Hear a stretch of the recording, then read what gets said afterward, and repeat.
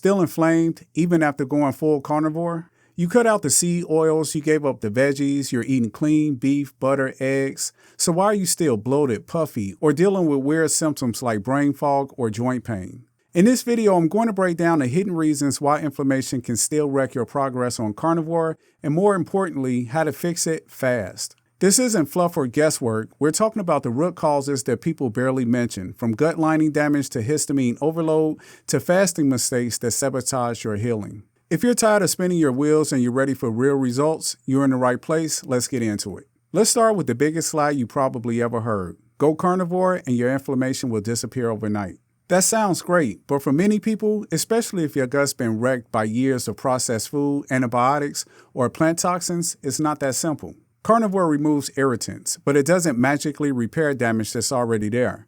If your gut lining's inflamed, if your immune system's overreactive, or if your body's still in stress mode, you can be eating ribeye every day and still feel off. The truth is, switching to carnivore is like clearing the battlefield. But if your gut is full of old wounds, it takes targeted steps to rebuild the terrain. So if you're still dealing with bloat, joint stiffness, brain fog, or random skin flare-ups, it doesn't mean carnivore failed you. It means there's deeper healing your body still needs. If you're still inflamed on carnivore, the first place you want to look is your gut lining.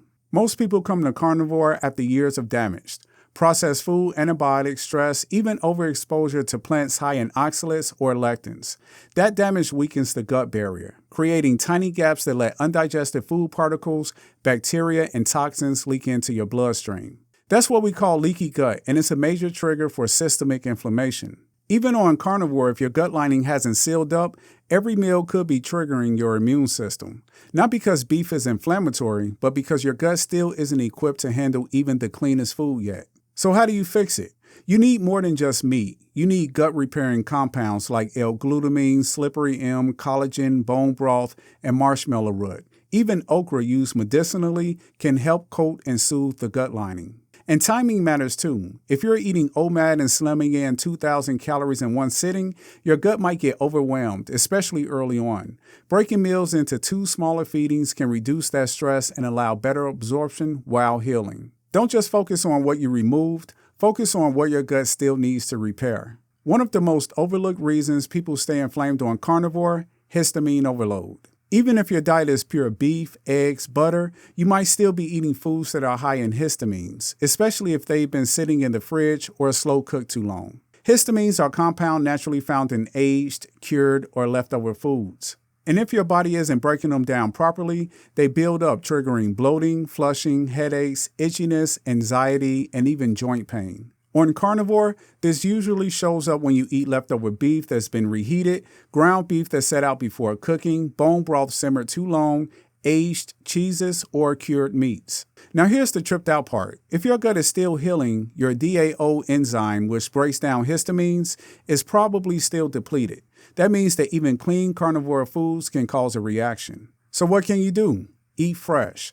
Cook your meals fresh whenever possible, especially early in the healing phase. Avoid slow cooking meats for too long, and don't let raw meat sit in the fridge for days before cooking. The longer it sits, the higher the histamines. Support DAO production by healing the gut lining and possibly using supplements short term. Bottom line, if you're doing everything right and still inflamed, histamines might be your silent trigger, and cleaning that up could be the key to real relief. Fasting can be powerful for healing, but if your body isn't ready for it, it can backfire big time. When you're inflamed and undernourished, especially after years of gut issues, aggressive fasting might send the wrong signal. Instead of triggering healing, your body may interpret it as starvation stress. That means higher cortisol levels, slow digestion, water retention, and ironically, more inflammation. This especially happens when people combine carnivore with OMAD too soon, eating once a day in a massive rush while already dealing with poor absorption and gut damage. Here's what to look out for. You're cold all the time, your sleep is disrupted, your energy crashes midday, you get anxious or irritable when fasting too long. These are signs your nervous system is stuck in survival mode and is blocking recovery. So what's the fix? Shorten your fasting window temporarily. Try eating 2 smaller meals in an 8-hour window to support healing without triggering stress. Prioritize nutrient density, eggs, liver, bone marrow, butter to make every bite count. Listen to your body, not just fasting trends. Healing comes first. Fasting is a tool, not a badge of honor. Once your gut lining heals and your body feels safe, longer fasts will feel easier and give you better results. Here's the truth no diet or supplement can fix on its own. If your nervous system is stuck in fight or flight, your body won't heal, no matter how perfect your carnivore meals are. Chronic stress activates your HPA axis, pumps out cortisol, and keeps your immune system on high alert. That means that even small things like meal timing, cold exposure, or a poor night's sleep can trigger inflammation. And here's where most people get stuck. You're eating clean, you're fasting, but you're also overtraining or underdoing recovering, sleeping poorly or going to bed anxious, still emotionally wired even while you eat. This silent stress response keeps your body in a defense mode and blocks the gut from repairing. So what do? Simplify your routine, not just your food. Stop chasing extremes and focus on consistency. Create a real stress buffer, breath work, sunlight in the morning, magnesium before bed.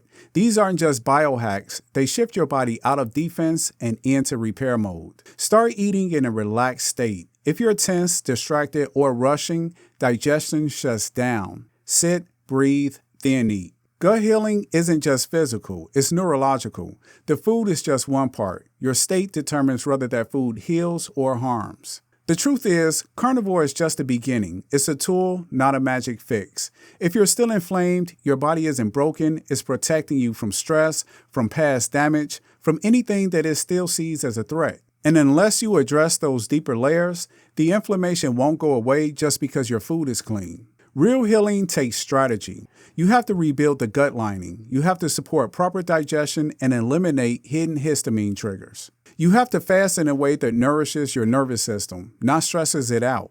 And you have to stop living in survival mode even if your macros are perfect. This is what most people miss. They change their diet, but not their internal environment, and then wonder why their symptoms stick around. But when you bring it all together, food, timing, gut support, nervous system regulation, your body finally gets the signal. It's safe to heal. If this video cleared up what's really keeping you inflamed and gave you real tools to start changing it, don't stop here. I put together a free guide called 7-Day Carnivore Gut Reset that walks you through the exact steps to start reducing inflammation and repairing your digestion naturally. It's simple, focused, and designed to help you take action right away. You'll find it linked in the description below. And when you're ready for the next level, make sure to check out the next video in this series. It'll show you how to keep the momentum going and avoid common mistakes that stall gut healing. Thanks for watching, and I'll see you in the next one.